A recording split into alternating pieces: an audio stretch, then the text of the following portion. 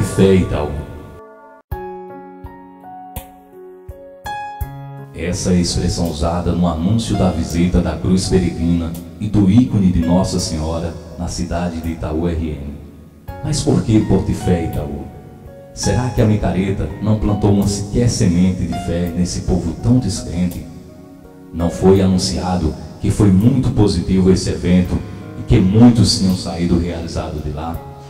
E por que esse título? Bote fé, Itaú. Vou lhe dizer por quê. A micareta católica de Itaú deixou muito a desejar. Apesar de muito participativos por jovens, de cantarem, dançarem em nome do Senhor, o espiritual não veio. Foi uma festa com resultados só mais financeiros. Os convertidos que se ouve falar dos que lá estiveram foram para as igrejas evangélicas, porque no momento que precisaram de algo espiritual, encontraram com os evangélicos, porque faltou na igreja católica. E por que faltou? Porque se preocuparam mais com o oba-oba e o financeiro, e o espiritual ficou deixado de lado. Como diz Lucas 6,45, o homem bom tira coisas boas do bom tesouro do seu coração, e o homem mau tira coisas más do seu mau tesouro, porque a boca fala daquilo que o coração está cheio. Ou seja, os fiéis católicos estão buscando espiritualidade em outras igrejas, porque não estão encontrando na sua. Porque a igreja católica está vazia espiritualmente. Nessa micareta não se ouviu falar nos que receberam a graça da cura, porque os jovens que lá estavam não se empenharam numa vida de santidade, porque não buscaram aos adeptos uma vida espiritual a qual foram envolvidas na micareta, porque não levaram uma vida baseada na palavra de Deus, o qual é o centro maior, ou o centro maior nesse evento não é esse. Pois o catecismo da igreja diz que a prometida bem-aventurança nos coloca diante de escolhas morais decisivas. Convida-nos a purificar nosso coração de seus maus instintos e a procurar o amor de Deus acima de tudo. O catecismo diz, mas não se vê isso acontecer, porque a maioria dos católicos de hoje são servos só dentro da igreja, fora dela não tem compromisso. A começar pelas vestes usadas, os abadás. Não mostra preocupação em ofender a Deus, expõe até demais o corpo, está fora do padrão de quem quer ser um verdadeiro cristão, de quem observa os ensinamentos da palavra. Onde estavam os representantes desse evento que diziam estarem tomando todos os cuidados para ser um evento de reconciliação com Deus? Se foi voltado ao espiritual, por que não se vê os jovens fazendo adoração, visitas, pregando e anunciando essa boa nova? As adorações são poucas e com pouca gente, porque falta espiritualidade e incentivo nas adorações. Essa é a verdade. Se a igreja não tem espiritual, ela está morta. Vamos saber o que a igreja está preocupada. A igreja viu a necessidade, e não por um acaso que escolheu Itaú para receber os símbolos da fé.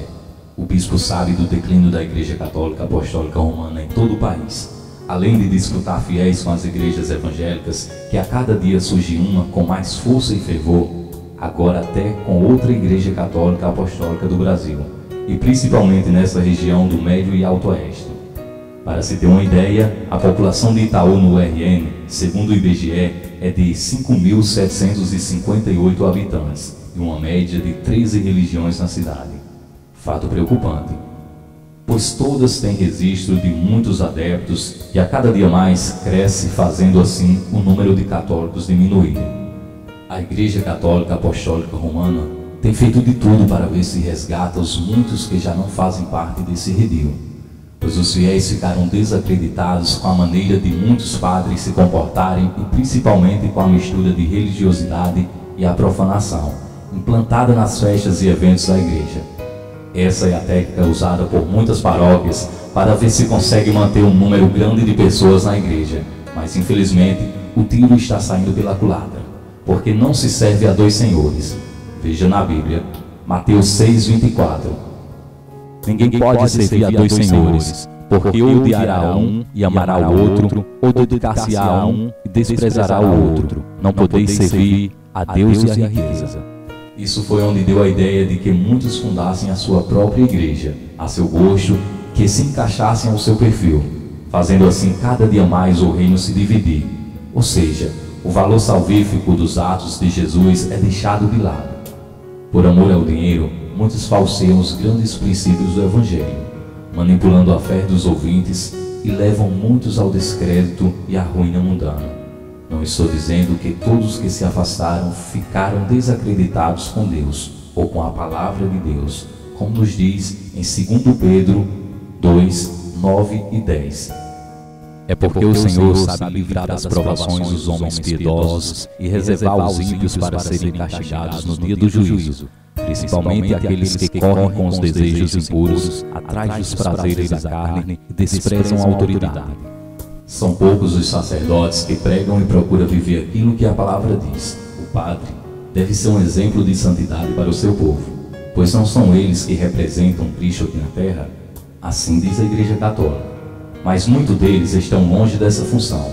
Vivem a vida de sacerdote dentro da igreja, mas fora dela é uma pessoa comum. Fazem o que bem querem de suas vidas e, o que é pior, com o dinheiro do povo. Isso porque não há uma punição da Igreja Católica. Apenas o bispo transfere de uma paróquia para outra, fazendo assim muitos largarem essa fé de faz de conta.